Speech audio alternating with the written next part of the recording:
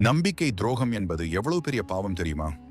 மகாபாரத போர் முடிந்த பின் சில காலம் நல்லாட்சி செய்த பாண்டவர்கள் பரீட்சித்திடம் நாட்டை ஒப்படைத்துவிட்டு முக்தி பெற முடிவு செய்தனர். இதனால் மேருமலையை நோக்கி பயணம் செய்ய புறப்பட்டனர். பாண்டவர்கள் திரௌபதி மற்றும் யுதிஷ்டன் வளர்த்த ஒரு நாயும் அவர்களை பின்தொடர்ந்து சென்றது. பயணத்தை தொடர்ந்து சிறிது நேரத்தில் திரௌபதி மயங்கி கீழே விழுந்தாள். அதனை அடுத்து சகாதேவன், நகுலன், அர்ஜுனன், பீமன் என ஒருவர் பின்னொருவராக சுருண்டு விழுந்தனர்.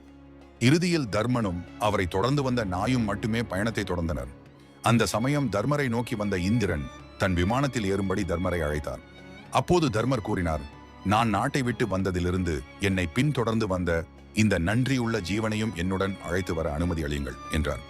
இந்திரனோ நாய்கள் இழிப்பிறவிகள், சொர்க்கம் வர தகுதியற்றவை என நாயை விமானத்தில் ஏற்ற மறுத்துவிட்டார். அதற்கு தர்மன் கூறினார், ஐயனே, கொடிய பாவம் என்பது அடைக்கலமாக வந்தவரை காப்பாற்றாமல் இருப்பது, பெண்களை கொள்வது, நல்லவர்களின் பொருளை அபகரிப்பது, நண்பனுக்கு தீங்கு செய்வது ஆகிய 4ம் கொடிய பாவமாகும். இந்த பாவங்களை விட மிக கொடிய பாவம் நம்பிக்கை துரோகம். எனவே என்னை நம்பி வந்த இந்த நாயை தனியே விட்டு வரமாட்டேன். தனக்கு அப்படி ஒரு சொர்க்க வாழ்வும் வேண்டாம் என்றார் தர்மர். இது நாள் வரை தர்மரை தொடர்ந்து வந்த நாய் தர்ம தேவதையாய் உருவெடுத்து, தர்மரே, உன் பெருமையை உலகுக்கு உணர்த்தவே உன் பின்னால் நான் வந்தேன். இழிந்த பிறவியான நாய்க்கும் நல்லது நடக்க வேண்டும் என நினைத்ததால் உனக்கு நிகரான ஒருவன் விண்ணிலோ மண்ணிலோ பிறக்க மாட்டான்.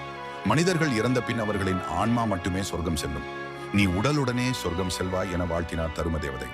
நம்பிக்கை துரோகம் என்பதில் ஆண் பெண் என்ற பாகுபாடு கிடையாது. தன்னை நம்பி வந்த எந்த ஒரு ஜீவனையும் கைவிடுவதால் ஏற்படும் பாவமே மிக கொடிய பாவம்.